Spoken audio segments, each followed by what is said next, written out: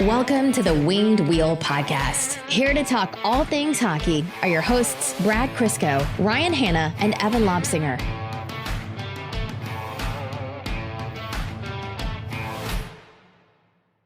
Apparently, I missed the memo. Because out of the three of us, I'm the only one sitting here with my chin freezing its ass off. I told you, I'm happy to grow the stash. I don't ditch the rest of the beard. I told you didn't have a choice. And yet here you are with a naked face. I literally forgot as soon as we walked out of this house. 100% me too. Yeah, I tried to pretend I was principled there. I actually forgot. It's only been November for 7 days, Evan. Look. And Evan's the only one of us who can actually make a mustache look good, and he doesn't do it. Would this have been... Okay, you're right. My mustache works better as the whole beard. I will say yours is, for a person who can't grow a beard, your mustache is... It comes in perfectly in one spot on my face only, and that's awesome and disheartening at the same time. You have a... my kids are going to look back and laugh at my facial hair 20 years from now in pictures look. Yeah. But right now. Yeah. Your photos already look aged. Yes, 1,000%. Like Stranger Things, you could audition and be an extra. Yes, I can brag about how good my mustache is at the end of the month. Not how good it looks on me, just isolated. It's fantastic. Yeah, remove the context of your face. Exactly. It's not so bad. Right? It doesn't work for me. It just works. Yeah, with a little bit more planning, I don't know, with planning the Wind Wheel podcast night at the LCA event and everything, I just feel like Movember, I was like, I don't have the brain space. You're right. We left the house and I was just like, yeah, well, that's freed up RAM. That's not being committed to long-term memory. Sorry. All right, folks. That's fine. Only one of us cares about men's health. It's fine. It's fine. Very obviously. Have you seen how Evan and I treat our bodies? You know what? That's the best point you've made in months. Yeah, we're not good to ourselves. I am not a strong campaigner for men's health. That is for sure. My body is a temple that has been abandoned and looted and spray painted, and the walls have been kicked in. Oh, yeah. It can be renovated. I just don't feel like it right now. Welcome to the Winged Wheel podcast. 1/3 of us have actually cared about our bodies in terms of fitness. Weird opening. I'm Ryan Hanna. Trying desperately not to make a fitness pizza joke. I'm Brad. And I'm Evan. There we go. That's actually what we talked about Evan not smiling last episode. That's the only time he smiles. When he can say the line. All right. Here to talk to you about Red Wings hockey. 3 games since last episode, and we were recording just now at the end of their most recent game, which was the win against the Vegas Golden Knights. So pretty exciting. One game, not much happened. And another game. One team. Yeah, another game, not much happened until the very end. Anyways, lots to talk about. We'll talk about the Red Wings in general. We'll talk about Jack Eichel, the trade. Which oh yeah, almost like we should have waited. Weird how that worked out. No, it's because of us he got traded. Absolutely is because of us. I think I put one foot into my bed when that trade broke. 100%. After we recorded. Mm-hmm. It was immediately after you messaged saying, "Oh, the Matthew Tkachuk rumors got shot down," and then 2 hours later, the deal was done with Vegas or something like that. You're welcome, everyone. Yeah. How dare you give him credit for that? Was that you? Yes. Oh, sorry. You think Evan's checking Twitter at 11:30 at night? Evan does. There's zero chance. Evan does randomly break stuff in the chat. He'll send something, and I'll be like, "What, Evan? Why are you even checking?" Or I have randomly already retweeted it, and then you message us. I think it was maybe Joe Veleno in the lineup, and I had already retweeted it. Yeah, I didn't want to call you out on it because I appreciate the heads up, but I was lightning quick on that one. You got to be the only person on Twitter with 4,000 followers who I think has tweeted twice in your life. Genuinely, composed your own tweet and sent it. His tweet to follower ratio is only bested by one tweet, Tony. Yeah, legit. That's it. Anyways, we'll be talking about Eichel. We'll mention the McDavid goal just because it deserves airtime. And we'll get into overtime, whatever other shenanigans happen. But first, the Jamie Daniels Foundation, an organization we're very, very proud to partner with. The Jamie Daniels Foundation has a lot going on right now. The Celebrity Roast of Brett Hull is airing on November 22nd, so you have that to look forward to. And if you go to jamiedanielsfoundation.org, you'll see a link to their silent auction, which has a ton of great stuff. We mentioned it previously on this podcast. The 18 mil over the cap, Kucherov signed Tampa Bay Lightning Stanley Cup hat, Brett Hull signed jersey, signed photos and packages of Gordie Howe, the production line, other sports memorabilia. There's golf trips, there's travel, there's spa. Golf trips? Oh yeah, there's golf trips. Can't make sure it's just your credit card you're putting in there, buddy, not Kat's. Oh no, it would be mine. There's a lot of great stuff to check out. So go to jamiedanielsfoundation.org to check out that silent auction. Another way to support the Jamie Daniels Foundation, we are on the 6-day countdown for Winged Wheel Podcast Night at the LCA. Detroit Red Wings and the Winged Wheel Podcast have partnered up. We are going to be doing an event at the LCA for the Red Wings Habs game on November 13th. We are going to be running a meetup before the game, which will include a live recording of the podcast. It's going to include merch giveaways, swag giveaways, meet and greet with us, the hosts. Evan has promised to sign as many autographs as his hands can handle. Yes. That's 3. Yes, it is. There's been hundreds upon hundreds of tickets sold, Evan, so good luck to you. Yeah. I am equal parts excited and also terrified. $5 to me and Brad for every time you say, I don't want to see this on eBay. I'm never going to say that. That would be really funny if you said it, though. No, I'm good. Special guest appearance. $5 to the person who actually does put it on. 100%, yeah. Special guest appearances, including, and most notably, Ken Daniels. So come out. If you have bought a ticket, you should have received an email with details about the meetup, where to go, how to get in, that kind of thing. And then, of course, your ticket not only gets you into the meetup and all that good stuff, but the Winged Wheel Podcast seating sections. We thought it'd be one section. It turns out it is many sections. We are going to be controlling an entire corner of the arena, I believe. So tickets are still available. We put in our last available batch of tickets for that. So link in the bio or wingedwheelpodcast.com/blog if you want to look at that post. If anybody is not in those sections but still attending the game and you want to know where that section is, there's a very strong chance it will be the loudest and most obnoxious corner of the arena. Yes. And if you're a season ticket holder and you already have tickets to the game, you can join the festivities. Obviously, you already had a ticket coming in. We just ask that you consider, if you're able, making a donation to the Jamie Daniels Foundation. So jamiedanielsfoundation.org if you're able to do that.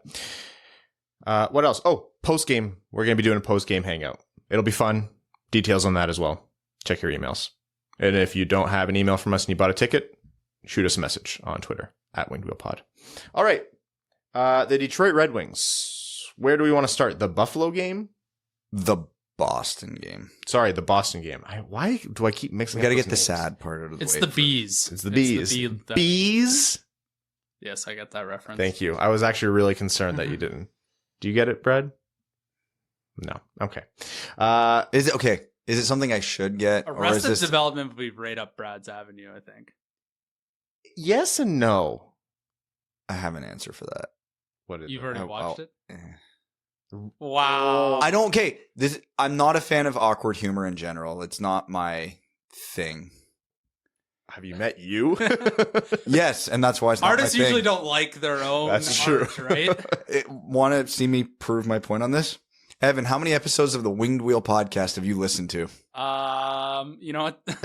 In the past 4 years or 5 years? Very little. How long have we been doing the show? 5 years, 6 years? 2015, right? Yeah, nearly 7, buddy. That's crazy. Okay, so 6 years. It's been 6 years. Hey, I think we're just about at 6 years, 9 months. Nice. Yeah, there we go. Brad, the Boston game. Take us away. So fun fact, the current title holder for lowest amount of shots on net in a game by any NHL team this season is 15, and that is held by the Thursday night Detroit Red Wings against the Boston Bruins.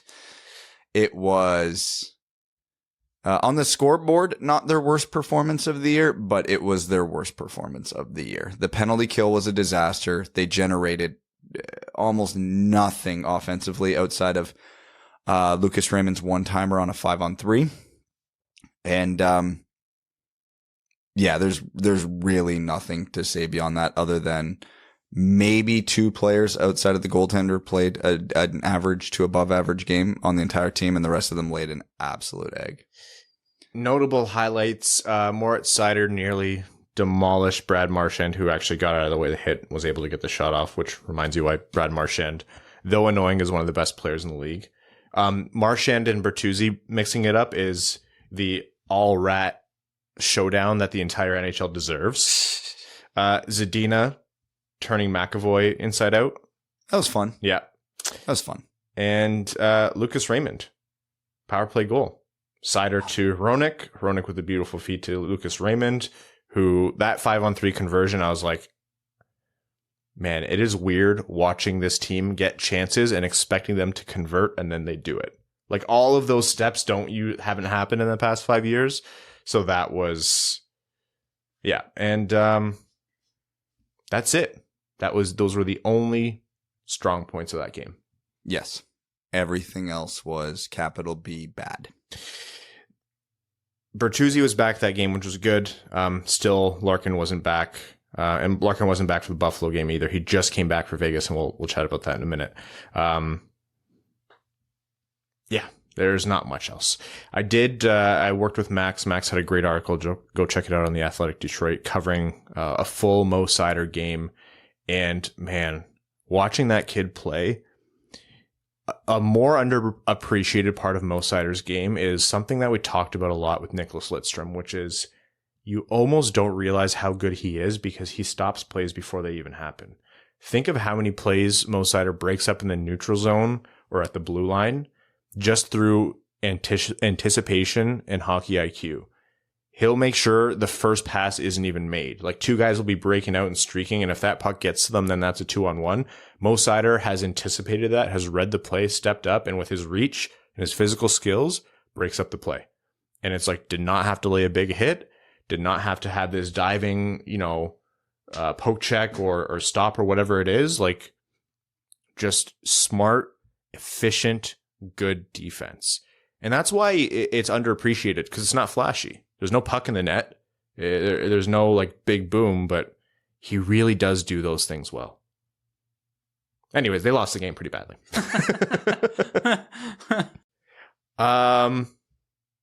The Buffalo Sabres game, continuing the Mo Seider conversation. Brad just started grinning. Well, that was, they scored 16 seconds in, which was fun. So we're like, hey, maybe this won't be like for the Boston game. And then for the next 50 minutes, it was a lot like the Boston game. And then I don't know what happened. So Buffalo jumped ahead to a 3-1 lead, position the Red Wings have seen themselves in many times this season. Mm-hmm. A couple times, actually, coming back successfully, and other times not. Last 10 minutes of this game, that top line just flipped a switch. And the top line at that point was Suter, Raymond, and Bertuzzi. And before you know it, it's a tie game. Red Wings run a really good cycle. Raymond runs around, makes a pass to DeKeyser. Danny DeKeyser with a beautiful cross-seam pass for Tyler Bertuzzi for the one-timer to make it 3-2. Then the Red Wings run a successful transition, get the puck to Tyler Bertuzzi in motion through the neutral zone, and then he proceeds to absolutely turnstile Rasmus Dahlin. Big week for Red Wings turnstiling Norris caliber defenseman. Not Rasmus Dahlin. Not lately. And Buffalo, the state of New York, what are you doing to hockey prospects? Please. Anyways, go ahead. Anyways, well, Dahlin did score that game. But anyways, and then, Bertuzzi absolutely walks him, ties the game, and then overtime. And then overtime. If you listen to the clip of Mo Seider scoring his first career NHL goal, the OT winner, you can hear, Mo, Mo, Mo, Mo. And it's Bert, who's wide open, who very justifiably was calling for the puck. But the moment Mo Seider's protect the puck with his body move worked, and he was able to wheel further up the boards and get around the Buffalo player. And then both of them were wrong just a little bit. The goalie hugged the post too much, and the defenseman committed to cutting off the pass a little too early and aggressively. And the combination of those two things opened up that side of the net, which I think a lot of players, like proficient goal scorers, would have picked that shot too. But Mo Seider with his 45-foot stick, it looked so seamless and easy. Just that whole sequence was, man, that would be how Mo Seider is going to score his first NHL goal. Most defensemen's first NHL goals are like clappers through traffic, and you're never fully sure if it was really theirs or not. Yeah. And it's like in a 3-1 game or like 3 minutes into the first period. Nope, Mo Seider just ripping cheese in overtime. Just, casually. Scores, immediate tongue out, celebrating. Bertuzzi right away goes to get the puck. The whole team's going nuts. Man, I had people over. I was celebrating my birthday, which, for those who are wondering, Evan did remember with an hour and 50 minutes left in the day. I was very upset. I thought I had him. Brad followed all the rules. He did text me in the morning instead of the messenger chat. Google saved you. God bless technology. Thanks for nothing. I sold all my alphabet stock after that. Smart. All one. all half share I had. Yeah, and I was like fist pump. I was punching the air in a good way. That game, man. That was a weird game. All the ending covered up a lot of just general weirdness in that game.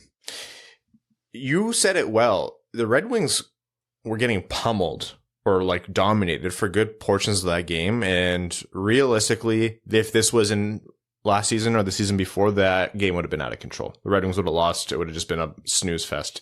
But this version of the Red Wings, which has almost league leading Tyler Bertuzzi in goals and Lucas Raymond and Moritz Seider, bring this team back into play and they win. Going into the game against Vegas today, Tyler Bertuzzi and Lucas Raymond were tied for 12th in league scoring. Yeah. I think Bertuzzi shoots up to 3rd in goals and like 5th in points or something. Raymond had another goal, so he's up another notch. Yep. What a time to be alive. Bertuzzi's goal. How many defenders' souls is he going to steal? Just the inside out and then the finish? He's not even going fast when he does it. That's what makes it amazing. Tyler Bertuzzi is 5th in the league in points. Yeah. And he hasn't played 3 games. No. This guy's contract, if he does that this season and next, depending on how long he's a Red Wing, I don't know. His next contract's going to be interesting, man. He is 3rd in the league in goals. For his sake, I hope, it's fun as hell. That's why I hope he keeps it up and it's great for Red Wings hockey. But for his sake, he's betting on himself for that next contract, and it is going to be a hefty payday. He has 1 more goal than Connor McDavid. Who? Yeah, exactly. Don't even know him. Scrub. Connor McDavid, who just scored one of the greatest goals I've seen in my entire life. He's not even leading the league in scoring. He's a nobody. Isn't he second on his team in points? He's second on his team in points. How good could you be? Although it might actually be. I don't know. McDavid might be leading. No, it's Draisaitl. Leading him by 1 point. Yeah. Raymond with a casual 3-assist game. Bertuzzi with his second 4-point game of the year. Mo Seider with his first ever NHL goal. And we haven't even mentioned the Red Wings' best player that game. Alex Nedeljkovic. Who he wasn't bad to start the season, but he had a couple games where you're like, yeah, this guy's getting adjusted to playing behind the Detroit Red Wings defense, TM. And he's really come into form since then. His numbers have shot up. He's above 900 in save percentage, and he has looked rock solid a lot of nights. Greiss has had a few stinkers here and there. Tonight's win against Vegas, he was very, very good. Yeah, especially in the last 4 minutes when Vegas pulled their goalie. Yeah, so I think both goalies are playing really well, but I think it's really worth noting how good Nedeljkovic is. And shouldn't be surprised because obviously he's incredibly talented, nearly won the Calder last year. But no, he's done well. Is there a chance for him to get the Calder this year? Yeah. He's playing really well. It's not out of the realm of possibility right now that the Calder is Raymond Seider Nedeljkovic. That would be so funny. Bowen Byram's doing his best to throw a huge wrench into that, but he is. But yes. Still, out of all rookie goalies, is there any playing better than Nedeljkovic? I don't know. I don't pay attention to other rookie goalies. Abby has a very strong opinion on the matter. I know. I love Abby, my dog, not the former Red Wing, loves Brad and Evan a lot because they come over. She loves Evan because Evan he's not a dog person, but he's not like get on the floor, roll around with the dog person. And she senses that. So she yearns for his love because it's super high value. So that is very true. You were rubbing her belly within a second of being in the door today. I was just going to give her regular pets, and then she just literally... It was either I adjusted and allowed for the belly pets, or she broke my leg in 3 places. Yeah, well, she's 100 pounds. Yeah. So heading into the Buffalo game, we got the word that Dylan Larkin was indeed on the ice for warmups, which meant, and also Gustav Lindstrom was activated from IR, which meant Joe Veleno's time in Detroit. The Vegas game, you mean? What did I say? Buffalo. You know what, man? What am I even here for? I honestly don't know what I'm good for. The Vegas game, which was a couple hours ago when it started. So Larkin slots back in.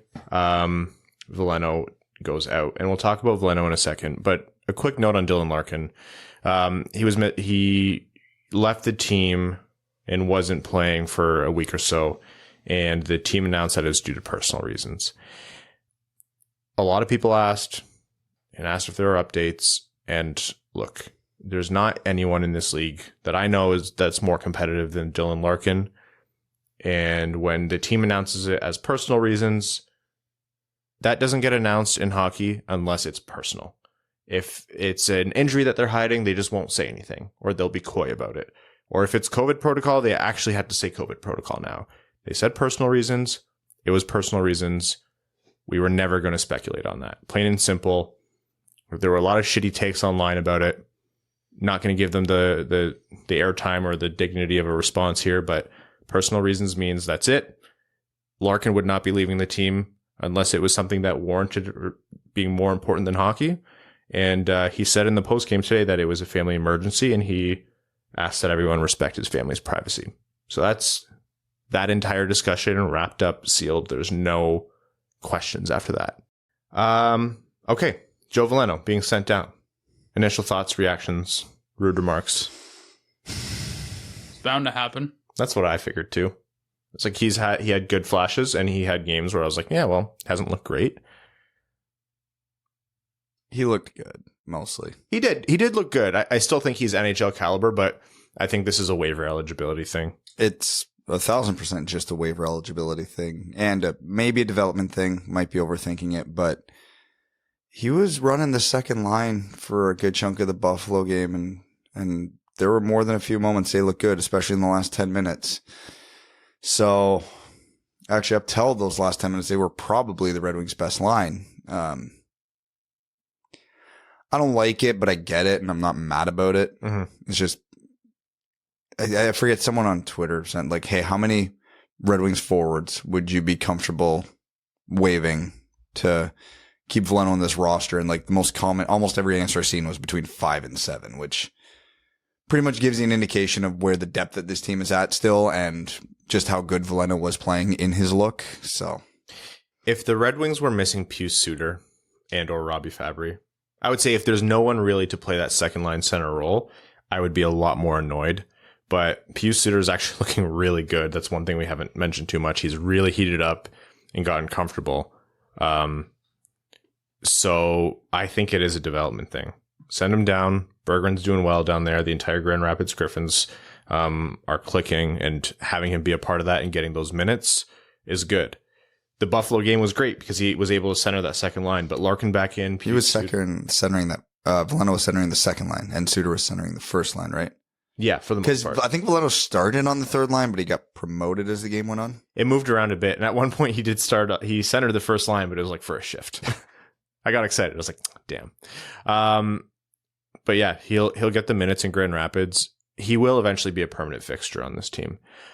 I think, if Michael Rasmussen wasn't, if he was waiver exempt, then I would say that would be an easy decision as to who to send down. But that's just not the situation we're dealing with. So I know there's a lot of, why not get rid of Rasmussen? That would be waiving him. And I have a lot of feelings about Rasmussen and how he's being deployed.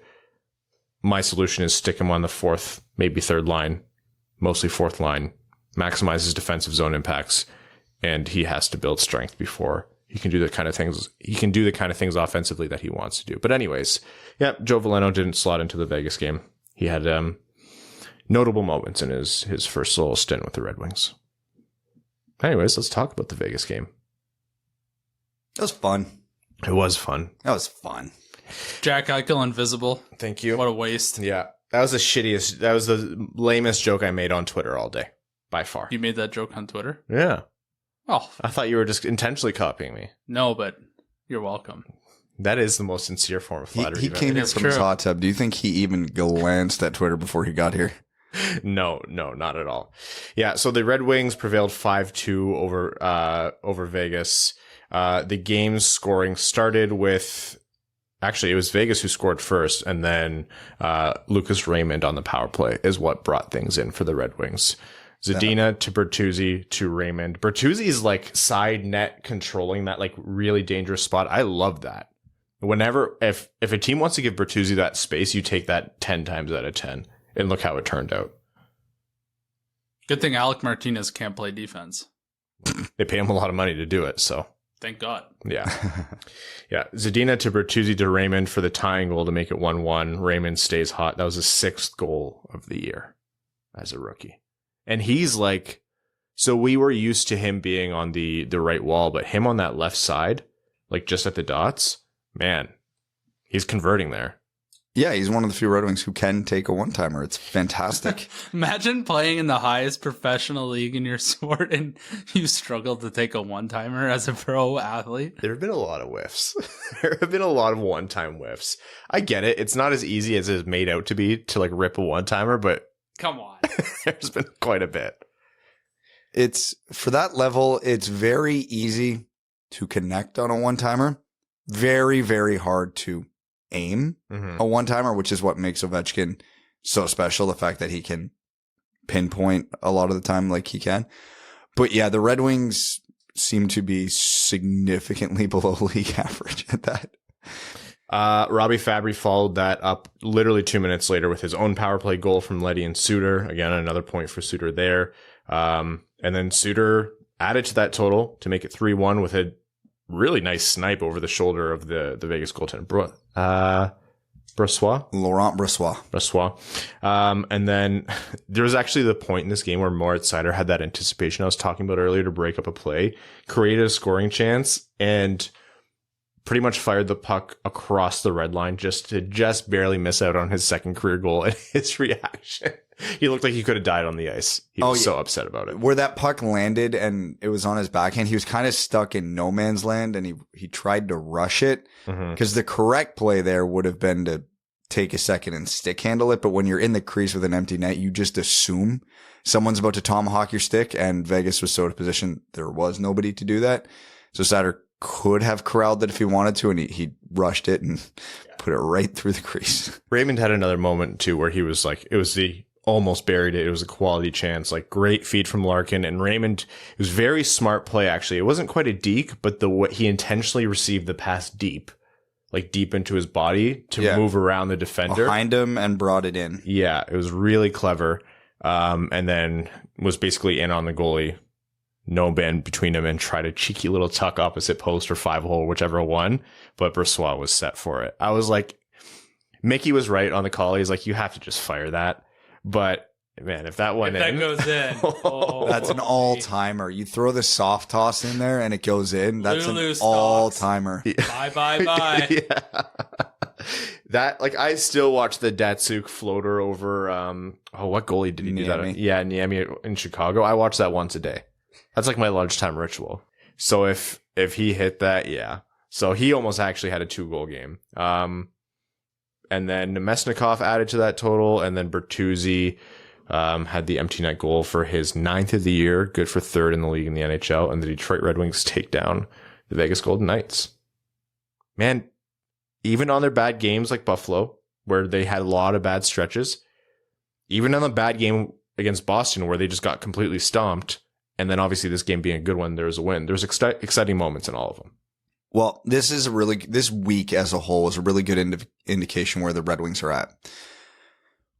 Last year, basically the entire team sucked, top to bottom. It was players, not lines. It was team efforts, not positional. This year, you can tell the top of this team is there. The Red Wings top line, Larkin, Bertuzzi, Raymond. Even when Larkin's not there, when it was Suter last game, they still found ways to dominate a good stretch of that game. Obviously, with Larkin back tonight, it was good. Suter, Zadina, Fabry were fantastic tonight. Yeah, the depth is really important. They had a really, really good game. And even in the Boston game, the very few moments they had came from the top line, mostly Raymond in that game. So, and on defense, Letty, Seider can punch with the best of them. Mm-hmm. So that is something they didn't have last year, where the top of the lineup is legitimately keeping up with the top of the NHL. The depth is still a big problem on this team. Yep. You can tell even if it's just for a period where the top line or the top defense pairing isn't clicking, it all goes to shit. There is, like, Nemesnikov had that bank shot today, which is great, but that bottom six struggles constantly. Ernie hasn't looked quite up to last year. Gagne has 6 points in his last 7 games, which is amazing because he's been completely invisible in what I've been watching. Mitchell Stevens has his moments. He looks pretty good, and the rest is just bad. Like, Giovanni Smith isn't doing anything. Michael Rasmussen is actually a drag on this team. It's painful, especially on the defense. Mark Stahl isn't quite living up to last year's expectations. DeKaiser, we all know his body's just completely failing him at this point. And, the other, Osterley, Lindstrom, they're guys. So they can't really drive offense or drive play out of their zone regularly. And so they get buried a lot. So this is where we're at in the rebuild, where you start to see the main pieces coming together, but there's still a lot of work to do. Cause even if, hypothetically Veleno, Shane Wright, and Simon Edvinsson come next year and all hit, team's still going to have the same problem. Less so because you're going to have a healthy Verona and then you're going to have those 3 players, but it's still, right now there's, 9 to 10 players every night are a drag on the team, and you're not replacing 9 to 10 players in a season, right? But that's the easy part to fix. That's where you go into free agency and find the Nick Boninos and the Cali Yarncrocs and the guys to fill out the roster to give you value. Blake Coleman's, Barclay Goodrow's, whatever it's going to be. Because I sent a tweet about it, and this is the most important and the ultimate point I'm trying to make here. Year after year, when the Red Wings were getting screwed in the draft lottery and we're saying, man, it is hard to find stars outside of the top 2 to 3 picks. You maybe get 2 to 3 per draft outside of like the very, very tippy top of the draft. Yeah. And the Red Wings, it sucks, but they got to find them because the draft lottery is not going to save them. They've very clearly got 2. And we said that over and over again. You have to hit on 1 or 2 of them. Lucas Raymond looks like a star. Moritz Seider looks like a star. I'm not talking top of the lineup players. Like, these are going to be guys who are going to be near the top of their league at their position for the next 10 years. Yeah. When we talked about the difficulty in the long road ahead for the Red Wings, it was predicated upon the fact that it's hard to find stars, especially if you're not drafting first overall. So, yes, excited about Lucas Raymond. And yes, despite like initial shock, like Moritz Seider was developing very well in Germany and then in Sweden. There was still a long way to go before there was a guarantee that either of those guys would be stars. And even then, that typically takes a long time. What we're seeing right now isn't unique for Red Wings rookies. What we're seeing right now is unique for rookies, period. Yeah, you might see it every year, but think about it. Like 1 in 32 teams have this. Actually, have one of them. Yes. Have one. Like, oh yeah. Last year, the Dallas Stars really hit on a rookie with Jason Robertson. And he was having a huge year. That was the one, because I'm not counting Kaprizov because he's 1,000 years old. Yes. Like the year before that, who was it? There was 1 or 2 guys going for the Calder. This year, the Red Wings have 2 of them. Like, they're battling out to the point where Nedeljkovic won't even be in the conversation. No, yeah, I understand we're like 15% of the way into the season and it's a very small sample size. But like, if the NHL season ended today, the Calder voting ends Lucas Raymond, Mo Seider 1, 2 in either order, and nobody's even in the conversation. Yep. Bowen Byram's been on a pretty good tear the last couple of weeks, so he's definitely making it interesting, but he hasn't caught up to them yet. So it's the larger point is perfect storm. Yeah, the larger point is that this was a perfect storm. Credit to Steve Yzerman, credit to Chris Draper and his scouting team.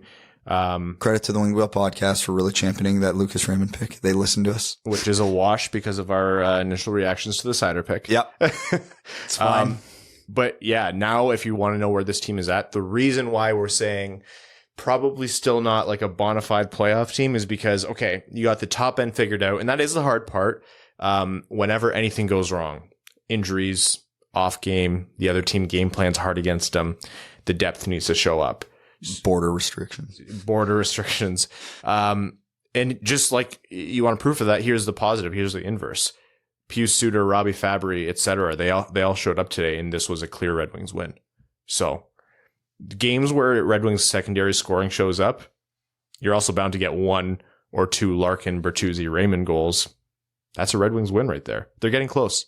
That's the tagline to this long, drawn out, things are great and holy shit, we don't know how to be happy conversation is things are looking up and we are seeing the little trail of it. We're still going to get the Boston games. We're still going to get a lot of the Buffalo games. Still a lot of work to do because we still don't have that center the team desperately needs. They still don't. We've got 3 unrestricted free agents on the left side of the defense this offseason. Like, don't get me wrong. I'm not saying because this season's going the way it is that next season the Red Wings are guaranteed to make the playoffs. No, it's still unlikely. But the biggest thing we have been preaching for what feels like the entire length of this podcast is to successfully rebuild, you have to get stars, borderline superstars. And the draft lottery is not helping you. So you got to pray you get lucky once or twice in the draft. And, it's luck and skill, but to get a number 1 defenseman and a number 1 right winger, like back-to-back drafts outside of the top 3 picks is a tidy piece of business. And it's funny too, because especially with Mo Seider, it feels like every half of a season that elapses, there's a referendum on how good he is. And it's always up. A half season? Yeah. So okay. We'll start the season. We'll be like, yeah, man, he looks like he could be a really good number 3 in this league. Half a season goes by. I think this guy's got a number 2 who can maybe play on the second power play unit end of the season. Guys, there's an outside chance he could be a number 1 to the start of like early in this season. Oh yeah, he's a number 1 defenseman in the NHL and he looks perfectly comfortable QBing power play 1. It's like whatever we shift our expectations to, no matter how high they are, he's just like, no, you're wrong, and gets even better. That is correct. He didn't have a chance to get in there at any point. Well, it's because it's true. You're just going to outright agree with Brad? That's boring, man. For now, I suppose. Yeah. Yes, please shit all over our hopes and dreams. You asshole. You met me? Fair. So the Red Wings finished up against Vegas, which means they have a little break. They're not playing Monday night. They had the back-to-back over the weekend. Coming up before next podcast, I believe there's just the one game. There's 2 games. There's 1 game, and it's against Connor McDavid's Edmonton Oilers, and then we'll be back with you on Wednesday. Oh, no. Well, I mean, Bertuzzi scored a Connor McDavid-style goal, and Lucas Raymond is, our own person. No, I'm kidding. Let's not go too far. Because it was Edmonton's funny this season because everybody went into the season and goes, yes, you have McDavid and Draisaitl. That's great. But holy shit, is your defense and goaltending bad? And so far this season, holy shit, is their defense and goaltending been bad? But they're scoring 6 goals a game, so it doesn't matter. Yeah. It doesn't. It literally, that game against the Rangers, I was like, anytime it's in Edmonton's zone, I'm like, what are you guys doing? But it turns out Connor McDavid can just decide when to score. Yeah. Can we talk about that goal for just like 1 minute here? Hold on. I'm going to say what the Red Wings game plan needs to be, and then we'll talk about the goal.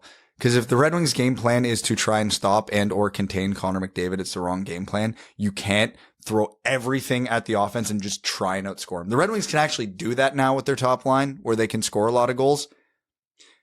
This needs to be a 9-8 game or they don't have a chance. It has to be like those fights where both guys are standing. Nobody's trying to grab the jerseys or tie up the arms. It's just blow for blow until the one guy gets knocked out or gets tired, like shots to the face. If the Red Wings go 4 forwards, 1 DL game, like I'm for it. You may as well. It's going to be a tough night for some defensemen on this team. They need to recall Calvin Pickard to take this bullet. I'm I'm just hoping it's not Moritz Seider on any highlights. If we walk away without Moritz Seider on a Connor McDavid highlight reel, That's a win. That's 2 points in the win column. Yeah, the goal cuts across the blue line and just decides, yeah, 4 defenders is 1 less than 5. I'm going to go through literally all of them. I've had a lot of people tell me that was bad defense. Sure. Let me tell you something. Bad defense is usually caused by a player doing something that the defenders are like panic about. Connor McDavid, how fast he got to top speed and the things he's able to do stick handling at top speed. That's why they do dumb shit on defense, like not take the body. Everyone's saying just take the body.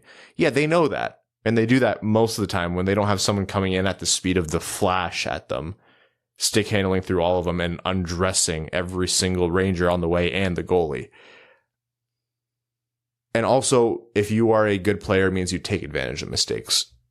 That was one of the greatest goals I've seen in my entire life. It's not just what he physically did. We make fun of hockey players on this podcast for being idiot meatheads. But when it actually comes to NHL players. Us primarily. Yeah.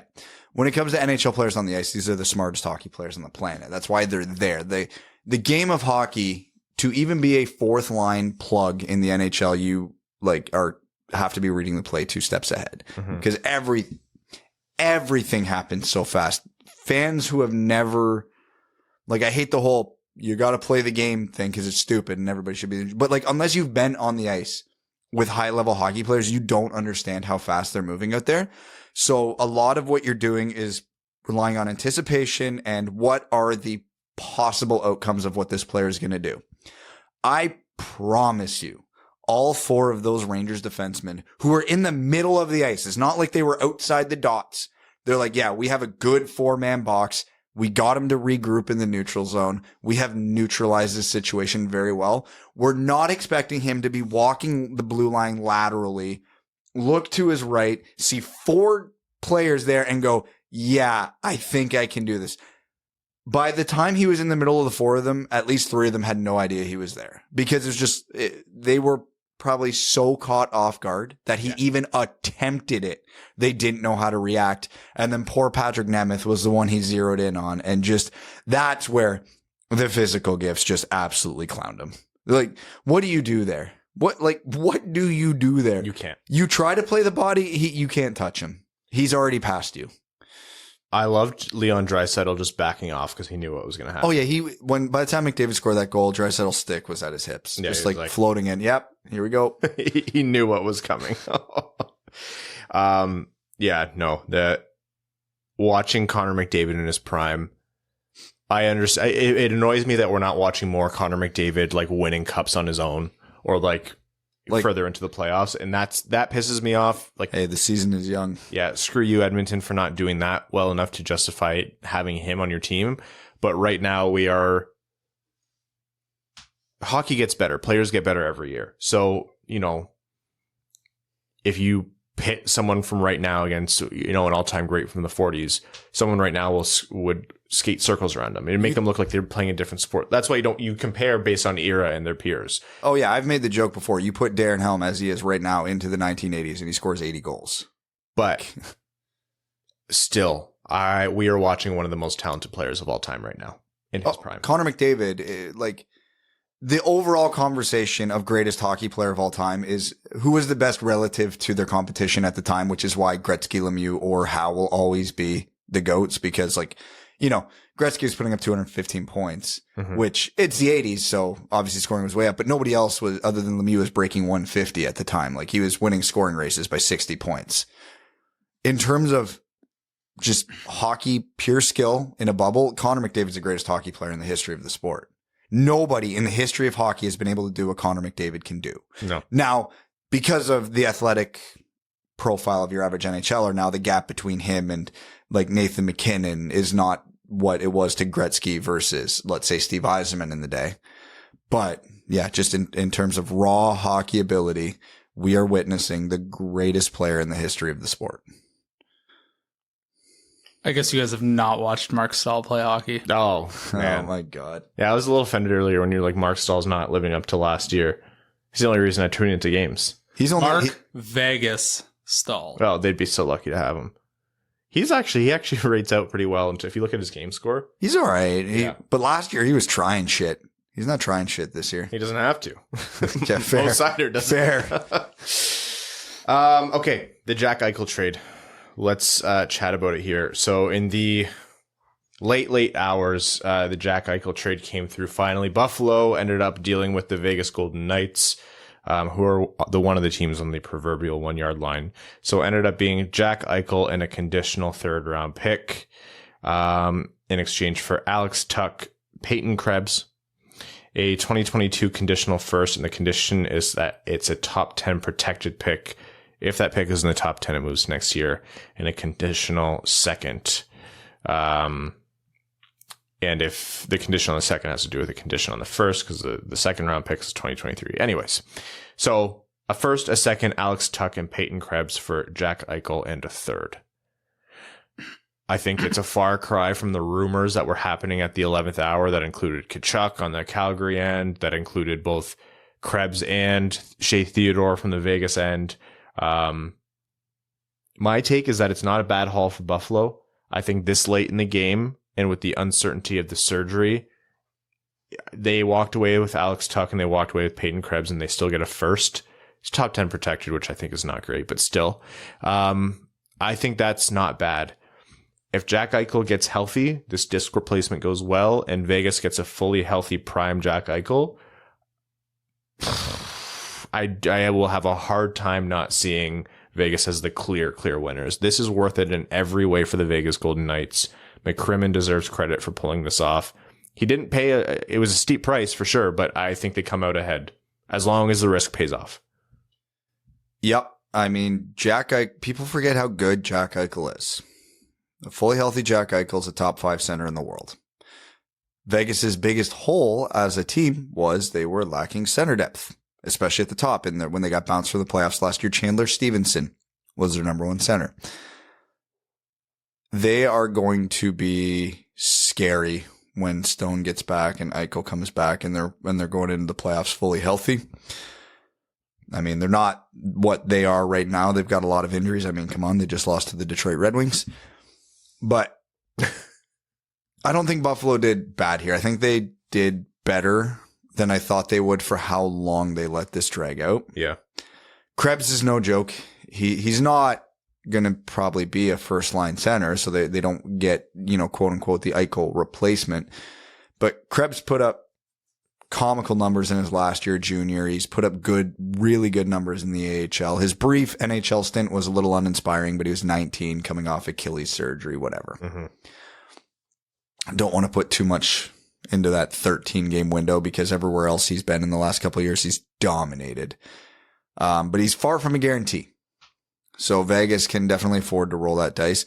Alex Tuch's a tremendously underrated player. He's going to come in, play a huge role in Buffalo. I fully expect him to be a 50 to 70 point guy every year under this contract because he's only 25, so they're getting a lot of good years out of him. And then, they get a first round pick in a year where Vegas is pretty banged up, so that's probably going to be closer to the middle of the first round than the top of the first round unless they go on a run in the playoffs, which very strong likelihood, but it's a good bet for Buffalo. Because Vegas next year, they're going to have a full season of Mark Stone, full season of Jack Eichel. They're probably finishing a little higher in the standings. Yeah, that's fair. So you hope that Stone and Eichel really, really take their time healing up, and that Vegas slips in as a 6, 7, 8 seed, and then they get goalied in the first or second round. That's the best case for Buffalo right now. So, and it's a very, very deep draft. So if that pick ends up being somewhere, let's say 15 to 20, they're going to get a really good player out of that. So, yeah, I mean, they're not getting a superstar out of this trade. And when you lose a superstar, that stings. But they're getting what should be 3 very, very good top of the lineup pieces, assuming they don't galaxy brain the draft pick. I think it was a good trade for everyone, really. Like, Jack Eichel gets what he wants, and he gets his trade, and he gets the surgery he wants, and goes to a team that really wants him there. Vegas gets that number 1 center that they've been desperately looking for since their inception. And I think Buffalo gets kind of what they want too. Like, Alex Tuck is from Syracuse. Yeah, Syracuse. So he's somewhat close to Buffalo, I guess, American geography. And he sounds like he legitimately wants to be there, which I think Buffalo, as an organization, are tired of having guys join the team and then leave in a year or 2 years. Like, they finally have a guy who says he wants to be there, and I think was super important to them in that trade. I think they did the right thing by sending Peyton Krebs down immediately. Yeah. Because it really cools off you're the Jack Eichel replacement. Yeah. The guy who's sitting 2 rows from the top of the arena, who then yells on Twitter. Maybe that's us, but are we the baddies? So, in terms of the holistic view from all perspectives, I think the trade worked out for everybody. I think the most important thing you noted there, Jack Eichel finally is able to have his surgery. Again, you don't know how it's going to go, but assuming it all goes well and Jack Eichel comes back to form, I think the big hindsight is 2020, but I still think his fair takeaway is going to be, hey, Buffalo, if you hadn't acted so emotionally, because it turns out that the trade request from a year prior did actually happen. And so maybe that's why they weren't so flexible on Jack Eichel wanting a different surgery, and they played hardball with him. Had they not been so staunch about that and done a little bit more, looking into it and talking to the doctors that Jack Eichel eventually talked to, which, according to thing Fried reported, it was NHL approved. He was like, yeah, the disc replacement is solid. It's a good alternative.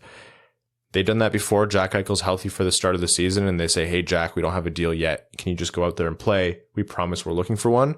I think they get a bigger haul than this. I don't think it's a bad haul. This isn't a failure by Kevin Adams. It's not a failure by Buffalo. Again, you both highlighted there's really good reasons to like those guys, but Jack Eichel would have been a first overall pick if he wasn't drafted in the same year as the greatest player of his generation.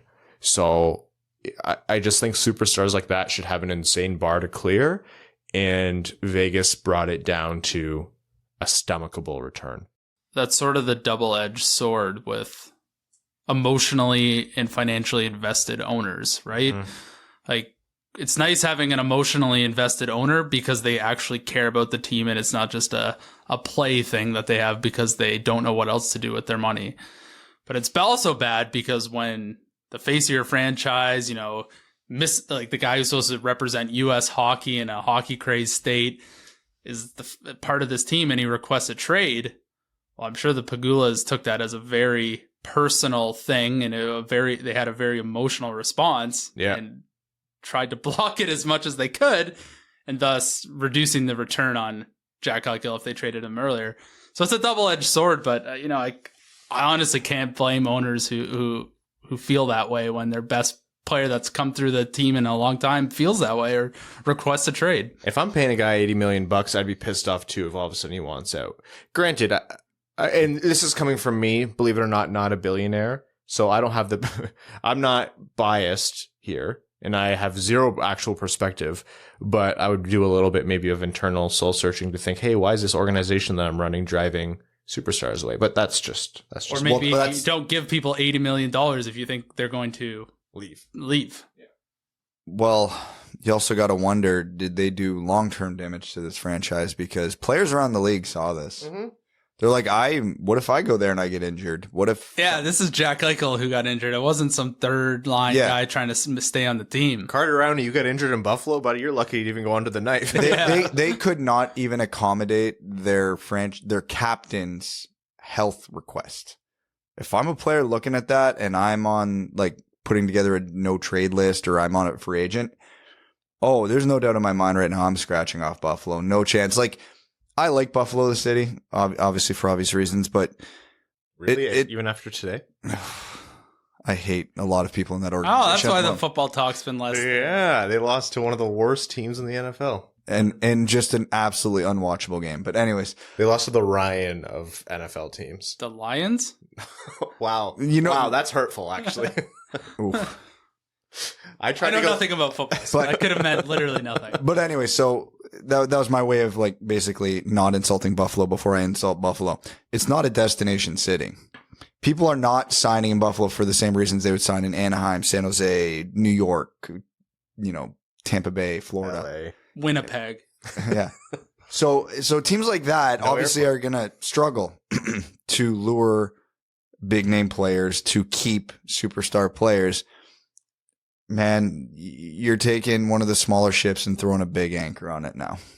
So, Buffalo's got one of the best fan bases in the world. You look at any TV rating from any major hockey event, even if the Sabres aren't in it, Buffalo's one of the best viewing demographics. So They buy a lot of jerseys too. Oh, yeah. yeah. And Well, the good thing for them is with Peyton Krebs, who else they got? Jack Quinn, JJ Paterka, right? Mhm. yep. Like, hopefully with them, if they develop into true NHL players, this instance it's not going to be immediate. It's going to take a long time for players to forget Yeah. about this, and probably a rewrite of the CBA to really fix it.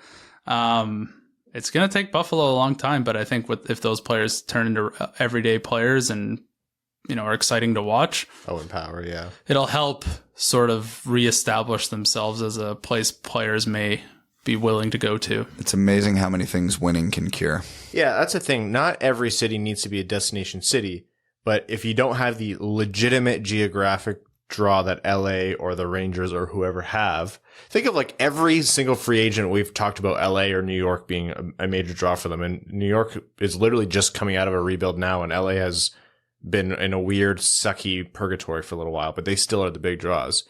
If you're not one of those cities, you kind of need to be doing things well enough to draw those people in. So, yeah. Let's be honest, Detroit's not a destination city, but it's been a destination franchise for decades because it's run well. And that went away towards the end of Babcock's tenure. But yeah. Yeah, now that Yzerman's there, teams are like players. Good buy in. ownership. Mhm. Yep.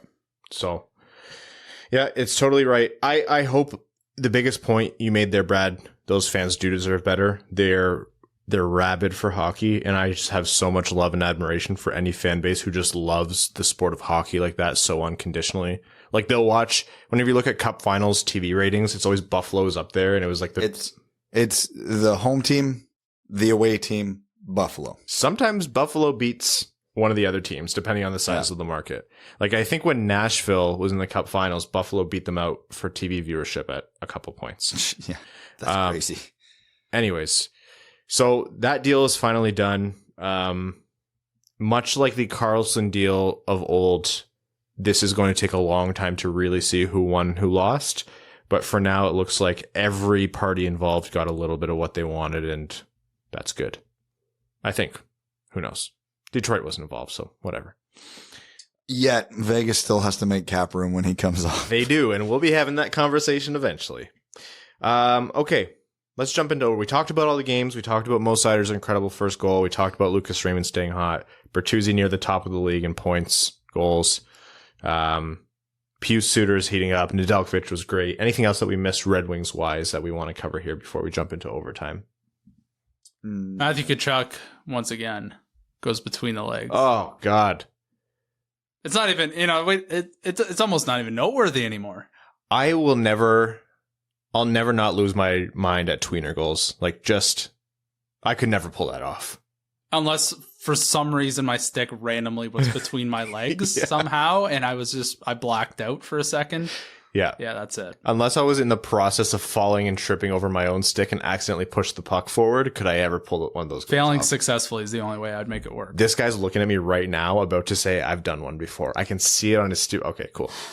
I would have punched you. I have to say, hearing Brad breathless, because he's rocking a cough right now. He tested negative, folks. We did test before recording.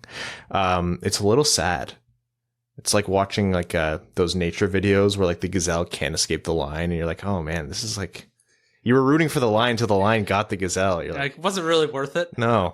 We say shut up, Brad, but at what cost? Yes. At what cost? You've had to pull the episode, Ryan. What's that? You've had to pull extra weight this episode. No, I haven't. You still talked plenty. You're just out of breath. Evan just... It's the weirdest cold, too, because it's like no throat, no stuffy nose, nothing, no itchy eyes. It's just all chest. Yeah. Has nothing to do with the fact that you ate entire sticks of kebab, like sticks and all, earlier in my kitchen. just chewed up the whole thing. Yeah, why take pieces off? While we're talking about stupid things like that, it reminded me of my buddy who's never used a Brita. Like one of the Britas, you put the water in, the water goes through, and then you put it back in your fridge. Yeah.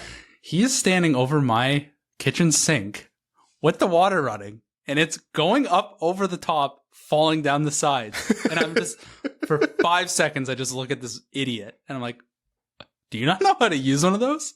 And he just says no. And he just puts it down. Oh, yeah. That reminded me of that. One of my best friends, when we were in undergrad together, I had a kettle, an electric kettle, just to heat up water. And we had a colossal, like Costco-sized tub of hot chocolate powder.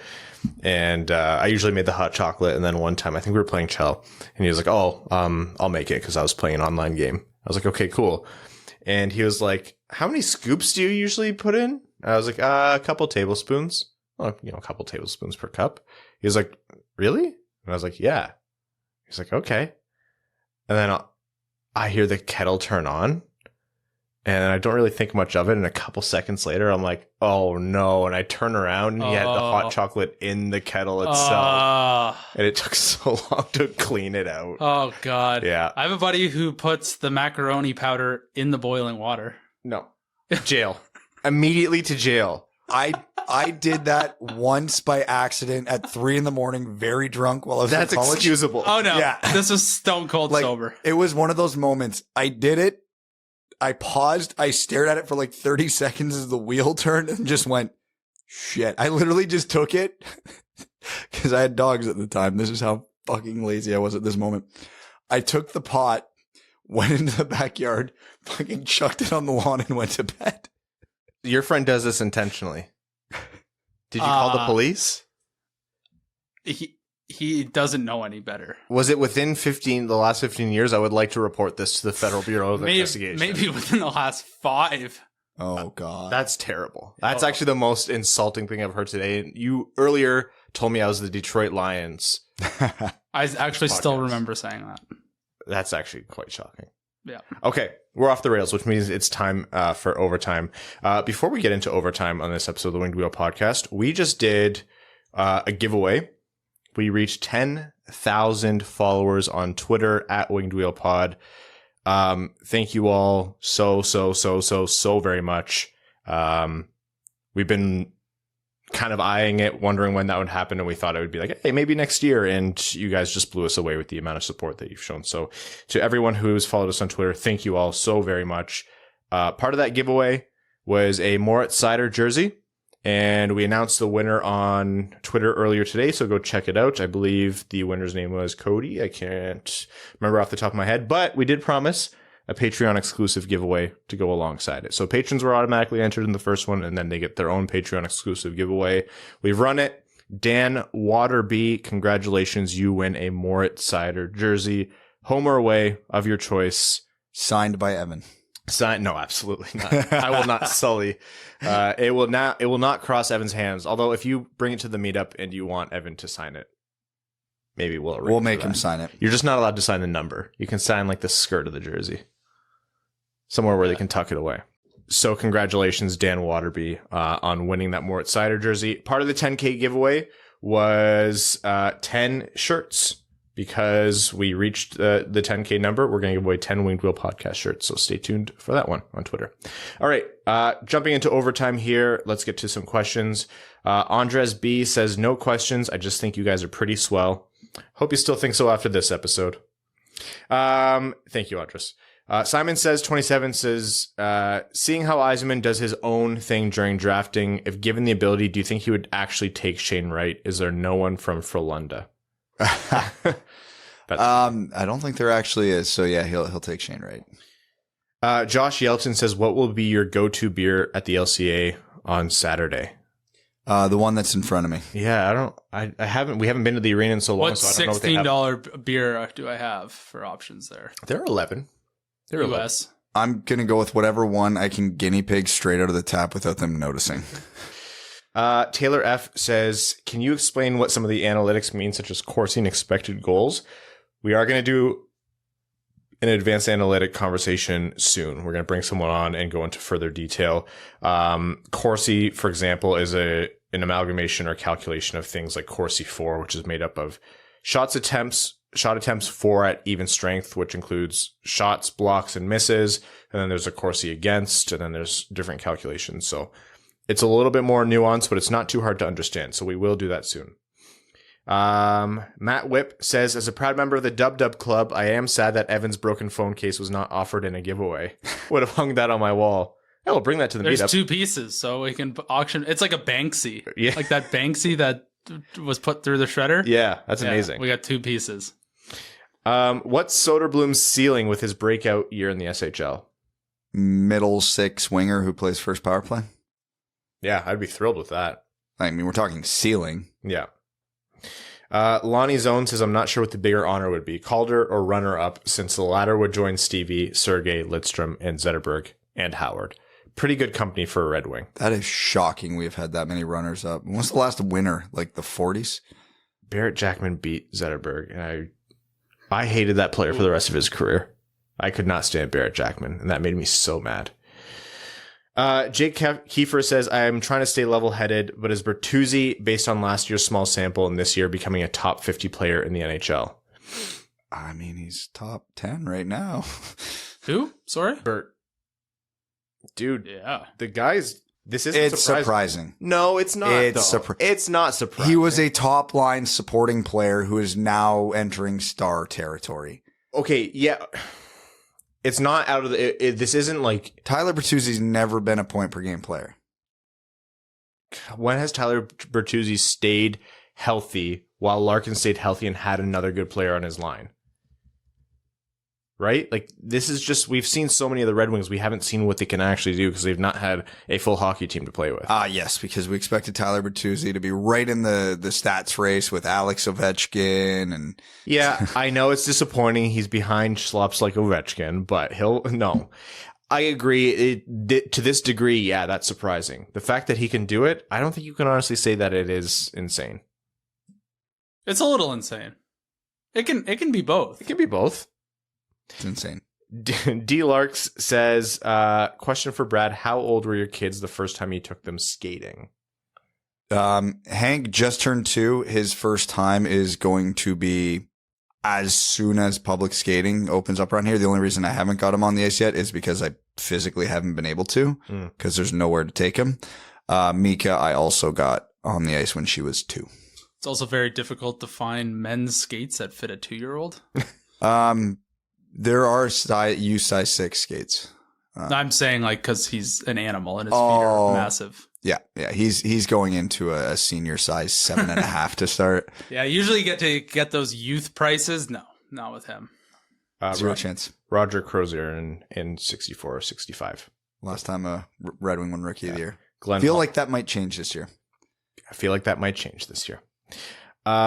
Give Blood Fight Probert says, hey boys, keep up the amazing work. Supposed Red Wings fans in the Twitter sphere that are questioning Larkin's heart and saying he doesn't deserve the C because he's away are peasants, and I wish they would go away. There are people actually saying that. Yeah, that's why they have not popped up in my timeline, and I'm appreciative of that. Come to the beer garden on Saturday at what time, Brian? Yeah, around 5:30. Yeah, we'll have we just want to talk.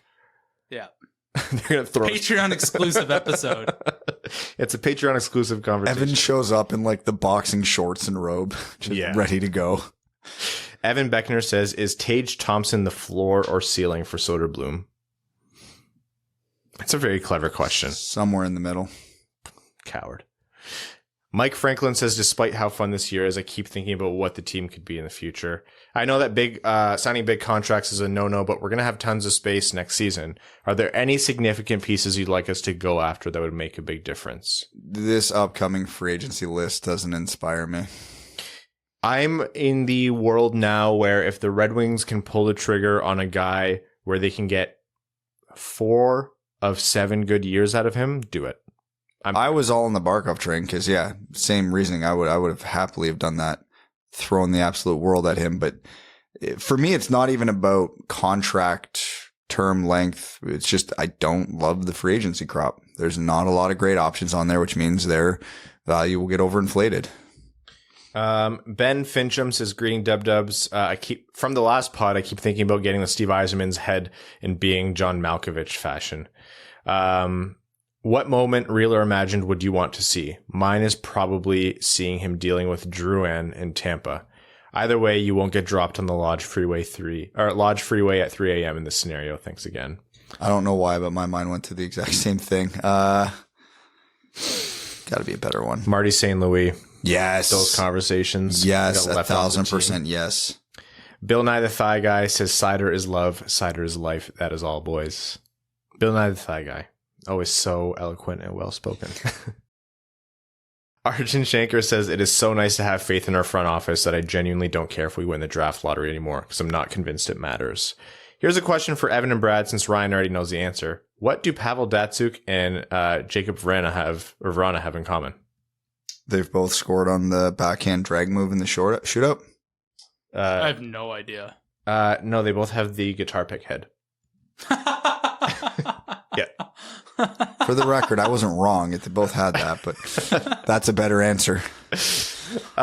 Clint Benesh says, where's Mickey been? I've missed him alongside Ken these past few games. He doesn't always travel, so Ozzy takes over for those games.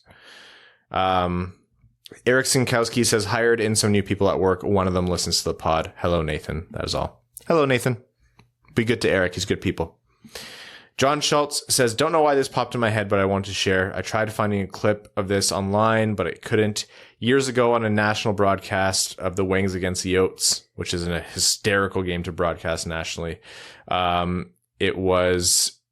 had Shane Doan mic'd up. He chirped Abby with the following: how do you play on a line with Datsyuk and Zetterberg and you only have 8 points? Who'd they mic up? Who said that? That was Shane Doan. Oh. That was the one time He doesn't even swear, so you know that's a great No, he just elbows people in the head frequently. Yeah. Also, come on, Abdulkader. See you in a week. Ruthless and Toothless says, that game last night made me hard. Let's keep it going. Ramshackle is useless. Third Man In says, seeing as Bert's vaccination status is so important to the team's performance and or his trade value, what is the substance you can get him to most readily agree to? Nope. Nope. Do appreciate people having fun with it, but at the risk of our mentions just turning to complete garbage. Crabgrass says, are we playoff boys? No, but we'll flirt with it. Yeah, those Montreal and Boston games were harsh reminders. Jeff Blashill's third period playbook says, Wings are in danger of being fun again. Time to make some boneheaded line changes or something to keep the stealth tank going. Nothing says that quite like Michael Rasmussen on the ice for 3-on-3 overtime. Yeah. Michael Berry says, Brad, how did the Bills lose to the Jags? The Bills are the Leafs of the NFL, and I think that sums it up. Why do we care about so many Leafs analogs? Because I hate it.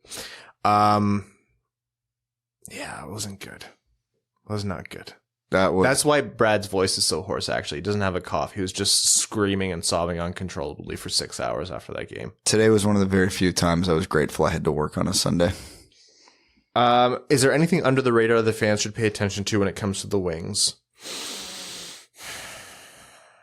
Under the radar? I don't know. I feel like we analyze everything to death, so. The things I talked about, the quiet parts of Seider's defensive game, I think his numbers will be dragged down a little bit based on his partner. But he does do those things well, which project really well for a defenseman playing defense. The offense isn't a quiet part of his game. The goalies. Look at the goalies. Nedeljkovic and Greiss are, for the most part, keeping Red Wings in these games, and that's important. Babe Landeskog says, NHL... Hold on, I got whatever Red Wings prospect ends up in Rogla.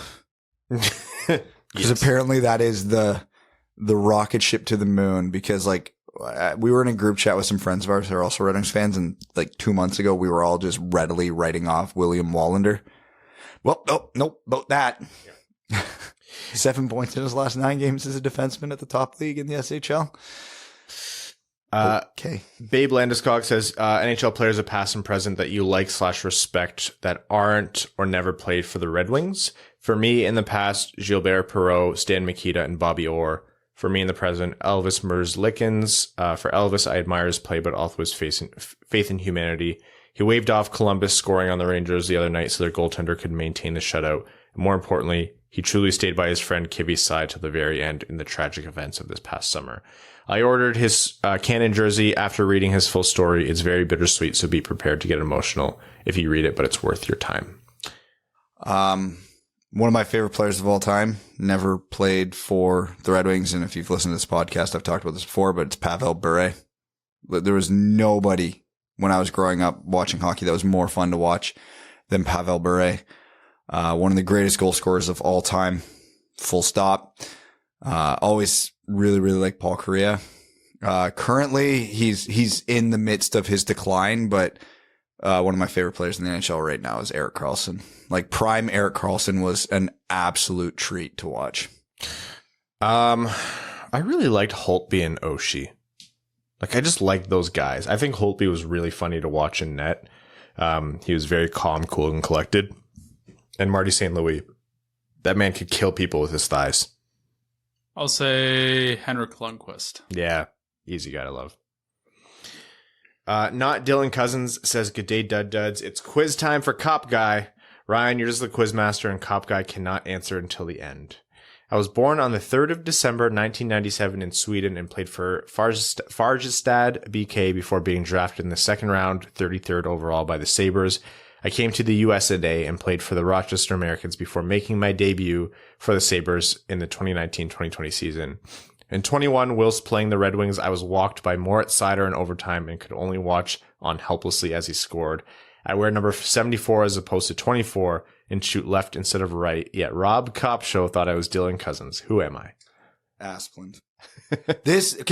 There's Rowan's ripping on me on Twitter is like funny 98% of the time. And then there's the 2% where it gets like obsessively creepy. This is the one. Cause I sent a tweet. Like this is how on the ball he is. I think I left this tweet up before I realized I made a mistake. It could not have been 15 seconds. Like, I'm not kidding. Like, I posted it and then I saw like a GIF right above it. I'm like, oh, no, that's not him. Delete. 15 seconds. I hear wedding bells in the future. Like, I was just like, I saw a screenshot. I'm like, there's no way. You can't beat him, dude. 15 He is everywhere. Seconds. Rowan is omniscient, omnipresent. Like, cause I'm not even exaggerating. The next tweet above, like on my timeline from when I sent it was a GIF of the goal. And I'm like, oh no. He got you, bro. He boomed you. That is crazy. You should be so happy because I would never pay that close attention to what you tweet. My wife doesn't pay that close attention to me in person. No, that's, that was doctor's orders, actually.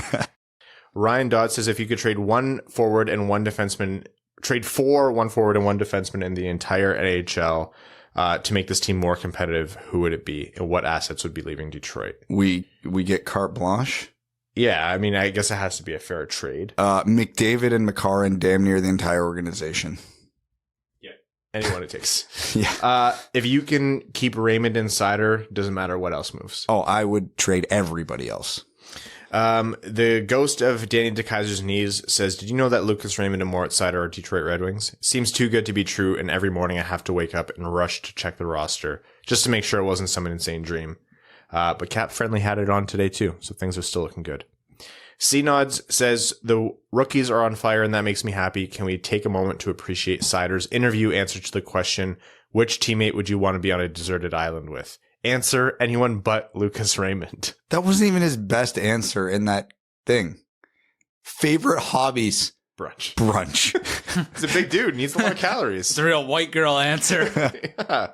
Well, if I was 6 foot, whatever he is, I'd probably need 30. Oh, he probably eats 4,000 calories a day.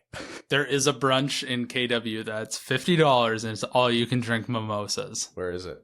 Actually, no free ads. Tell me later. Is it the sport you play? No. What? No. Not at my golf course. No, and there's a restaurant named Golf's. But Oh, no. Couple of questions. We're seeing an unreal amount of offense from Seider that wasn't in his profile. What skill is he showing that was missed or overlooked? And do you think it's sustainable? The ability to make the right pass at the right time. That's it. Full stop. He's not doing anything. Look at his points. He's not doing anything insanely fancy. He's just getting the puck very quickly, being the key word, quickly making his read and making the pass.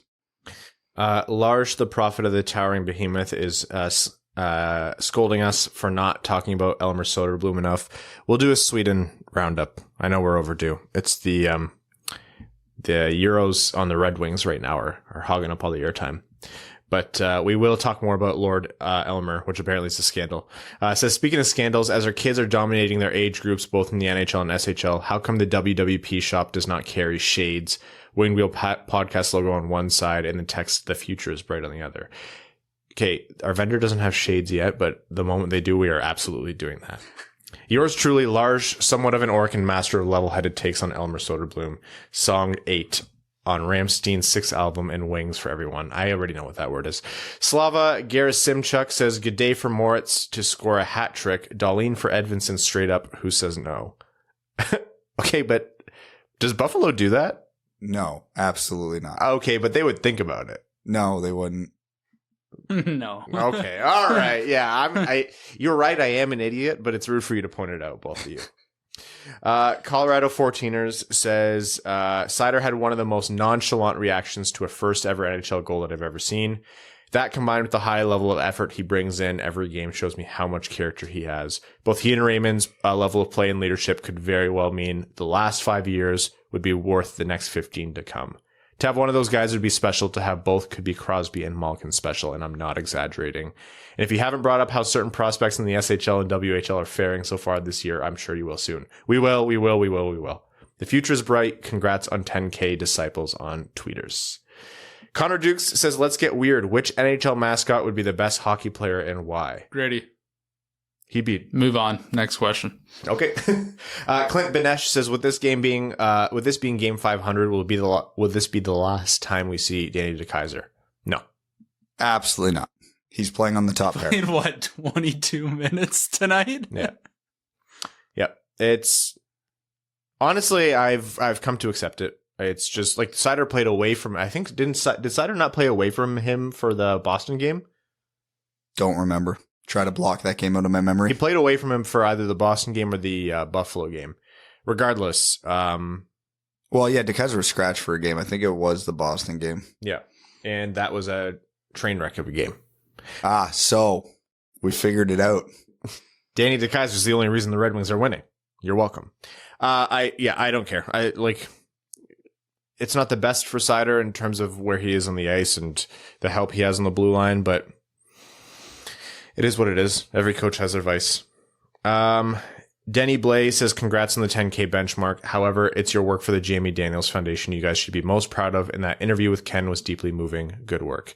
Denny, thank you so much. That means a lot to us, and I hope everyone knows that is what we're truly proud of. You know, the Twitter numbers and those little benchmarks we set for ourselves, that is, you know, well and good, but the work we're able to do with your support for the Jamie Daniels Foundation is what really drives us. AJ Voss says, what on earth did Troy Stetcher do to piss off Jeff Blashill so badly? I do not know. Oh, and Denny Blay also says, can we shift Rass? He looks like he would rather have a cuppa with his nan than flatten someone properly, and you're right about every shot is a goalie chest magnet. Elmer to Grand Rapids, please. I cannot wait for other teams to be a little bit more intimidated by us. Rasmussen can be the...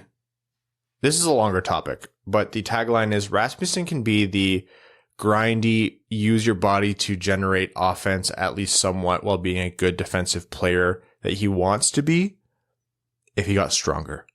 He needs to get stronger. He cannot be carried on skill. His skill is not, you know, above average in the NHL. It's not, he's just not there. He needs to be stronger, especially for his size. The reason I'm optimistic is because he has the size part figured out. Dude's massive. He's got a good frame. Just needs to spend the summer in the gym with Gary Roberts, pay him whatever he needs, get Michael Rasmussen to win those body and puck battles. Anyways, I'm going to move on because Brad looks like he's going to yell at me. Yep, because that's definitely the only problem. Philip Gastineau says, congrats on 10K. I'll never understand why teams that are in the playoff race play their backup goalie against the worst team in the back-to-back. For example, if I was Vegas and I played Florida and Arizona in a back-to-back, I would play Leonard against Arizona and my backup against Florida. Nope, because you can beat the bad teams with your backups. You're not beating Tampa Bay with your backup. Stay Fresh Cheesebags says, well, Pubis McPeebus, say hi to Uncle Remus because Moritz Seider's first NHL goal was an absolute dandy. Joseph, what? How high are you? It's hi, how are you? Just want to say that everyone knew Colton was getting fired as soon as that footage of him handing the whiteboard over to his players made the round. What's the plan for the meetup? Where's the after party? Which hotel lobby are we throwing up in? And where are we hiding the bodies? Anton Lundell? Somehow related? Dude, that guy is nasty. He's gross. Yeah. Yeah. Anton Lundell is not talked about. Well, he is talked about enough. It's just there's other things distracting in Florida. Dungeon Master of Puppets says, I have nothing witty or clever to say. I'm just loving watching this team, even when we lose, and it's such a huge difference. I'm so happy. Keep cool, Gabagool. Love that. Every time. Oh, man. You guys are funny. You're funnier than we deserve. Ben Barron says, hey, Dub-Dubs, I just want to say that I normally don't lose my mind while watching Wings games, but when Seider scored, I literally screamed. I can't wait for Saturday. See you then. Brian Fusen says, off-topic questions. What chance do you think there is that the Wings would retire Shanahan's number 14? He's a Leaf now. Traitor forever. Dead to us. I don't think they will. Yeah. Dead to us. He's my favorite player of all time. I don't think he clears the bar. If he had stayed with the Red Wings the rest of his career, I think he would have. I don't even think that mattered. He spent too much time elsewhere. He got such a late start with Detroit relative to his career, right? Cody Stark says, I ripped out old carpet and laid 600 square feet of flooring in my house yesterday. This was my, hey, honey, I'm going to get drunk and watch hockey in Detroit next weekend project. Problem is, I woke up feeling like I was 100 years old with knees and backaches. Now tonight, I have my first skate since last season. Pray for me. Rip. We'll give you some Windwheel podcast branded happy knees at the next meetup. Jeff Blashill's big smile says, skip the prospect profiles. We're making the Yoffs this year. We're going to the playoffs, boys. Chad Hiersack says, when do we make Seider's goal song to a Detroit Motown song? Yeah, we got to eventually. We really do have to. Giovanni Dance says, did Tyler Bertuzzi level up into a point per game player? And if he did, vaccination status permitting, does he have a shot at Team Canada? Yeah, this whole vaccine thing aside, he's in conversations depending on injuries. Yeah. Canada likes to have their grindy type fourth line. He's still a long shot, and if he doesn't get vaccinated, he literally can't. Yeah, per their policy. But I don't think it's crazy. Not likely, but it's not crazy. If he's doing this in December, he's in conversations. You'll see him on the TV screen in mock-ups. Vaccination status dependent. Anyways, on that chipper note, we're going to wrap up this episode of the Winged Wheel Podcast. Again, folks, the last batch of tickets that will be made available are available. Link in the bio. Winged Wheel Podcast night at the LCA. Detroit versus Montreal. Tickets to the game. Tickets to the meetup. Meet and greet with the host. Ken Daniel will be there. Live episode. Pre-game meetup. Hang out together while we watch the game in our own sections. Post-game hangout. It's a whole thing. Get your tickets today. I'd like to thank all of our listeners, our name level sponsors. Oh, let's take one Reddit question. I'm so sorry. We haven't taken a Reddit question forever. We owe the Reddit fans one question at least before we wrap up here. Let's go with the top comment. Winger Dinger is asking about Rasmussen. So recognizing that, we'll chat about that later. Red Wings 1023 says, I wonder if we're getting mad, sad, or glad Crisco tonight. Horse Crisco. Yes. Yeah. Jeremy D. It's bold of you to assume I just don't perpetually live in those states all at once. You do. Jeremy D19 says, when we're competitive, who do you think in the org has the best chance at getting the second alternate captain after Seider gets the first one? Raymond. Yeah, it would be, eh? You want to keep those guys around forever, and that's the kind of way you make it like you bake him into the fold. He plays the right way. Yep. 200-foot player. Yep. Coaches love him. All right. We'd like to thank our name level sponsors, Arjun Shankar, Eves Bartels on behalf of the Sarah Grand Foundation, Kyle Karagitz, Nick Perks, Brett Bailey, Terry Driver of Crying Ryan, Hannah's Banana, Simon Jamathong, Taylor Tadgell, Matthew M. Rice, Brandon M., Carl Brutin, Nanaluski, Citizen High Five, CJ Sully, Clayton Van Dyken, Craig Kibble, Derek Enstem, DJ Denton, Give Blood, Fight Probert, Greach, Hana Lee, Hassam Al-Qassem, Jacob Turner, Jake Kiefer, Justin and the Angry Mob, Kalen Wood, King Tone, Cody Stark, Kyle Hashman, Matt McKay, R.A., Ryan Hubbard, Scott Martin, Stay Fresh Cheesebags, Shay Lobsinger's #1 stan, Slognog Wild Ride, I don't even know what that means, Zach Spring, Andrew Bohan, Sam Bankson, Adam I Wish I Could Finish Like Ernie, Antonio Gracias, congrats Antonio, Ass, Babe Landeskog, Ben Barron, Colorado 14ers, Connor Leighton, Evans Bingo Card, Jeremy Brocker, John Evans, Josh Yelton, Kevin McCracken, Quaz, Matt Keeler, Matt S., Max $1 million, Michael Alsante, Reed, Revi DeLuca, Trevor Pevivar, Zach Handyside, and Zach McCann, a driving range superstar. Hope you get your tickets soon. We'll talk to you Wednesday. Thanks for tuning in to the Winged Wheel Podcast. Be sure to check out wingedwheelpodcast.com, where you can subscribe to the show on iTunes, Spotify, or wherever you get your podcasts. You'll also find links to other ways to support the show, such as Patreon, official podcast apparel, and more. And don't forget to follow the show on Twitter at Winged Wheel Pod. And of course, the hosts at Brad Crisco, at Ryan Hanna WWP, and at Hockey Town Evan.